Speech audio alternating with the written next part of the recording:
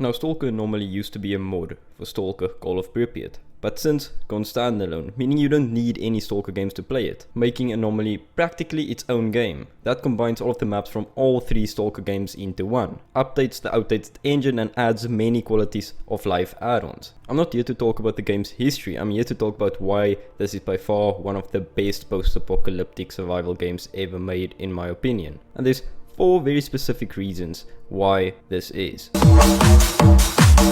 This is by far one of the best features Anomaly has over many other survival games. So first things first, your thirst, hunger and sleep don't fill up every 5 seconds. Instead, in Anomaly, your hunger, thirst and sleep fill up realistically. So for example, you could go through 2 whole in-game days before your character needs to drink, about 3-4 days before it needs to eat, and about 15 to 16 in-game hours before it needs to sleep. This helps so much since you don't feel like you're babysitting the supposed to be hardcore survivor, like they're a baby. In addition, there is something I just find brilliant about the game. The more you deprive your character of food and drinks, the more they will need to consume to get their needs down. This is such a great risk/reward scenario for you as a player. So you can wait for all 2 days to pass before you feed your character, but at that point you may have to actually cook them a decent meal to feed them fully, instead of 3 sausages.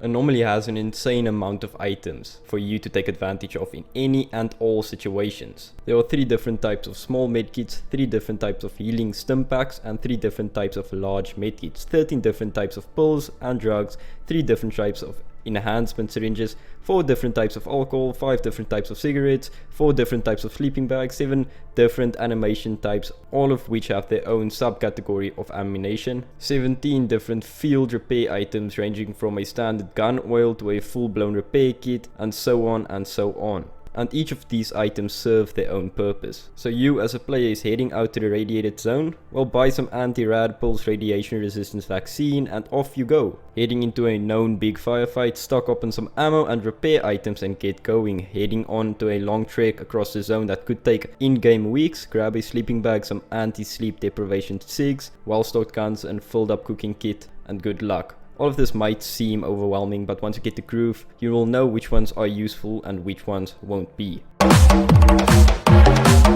If you expected this to be a game we can deal with threats with ease, you will sorely be disappointed. Anomaly is brutal, brutally realistic. First off, there's no convenient tag or way to distinguish friends from enemies. So what do? Well, you better get those binoculars out and look at their uniform, buddy.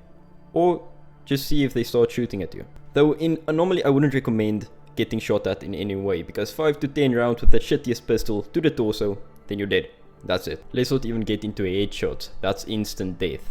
Anomaly's AI is known to be like PvP, player versus player. You feel like you're actually fighting people, real life people, because they can pin you down, flank you, throw grenades to force you out of cover, etc. They're very educated. The game is very fair. You can die with 5 to 10 shots, but so can the AI. If you plan a successful ambush, you can pretty much take out 5 people with a single round. Now 5 people with a single round each, that's what I mean.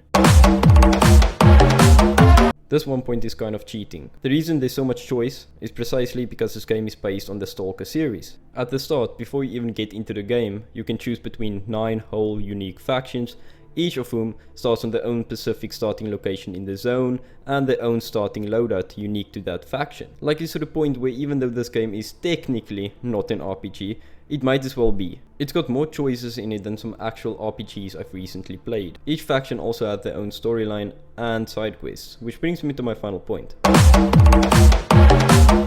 This is probably the main reason why I enjoy Anomaly so much over any other survival game. There is a story, a damn fine and competent one as well, which continues after events of Call of Pripyat, and depending on which faction you choose, if you don't want to do the main story, there's plenty of fetch quests and favors to be done for the people in your faction. Oh, did I mention this game is also 100% free? Yeah, it's free. And also, you should think you will like this video as well, so give it a click and let me know.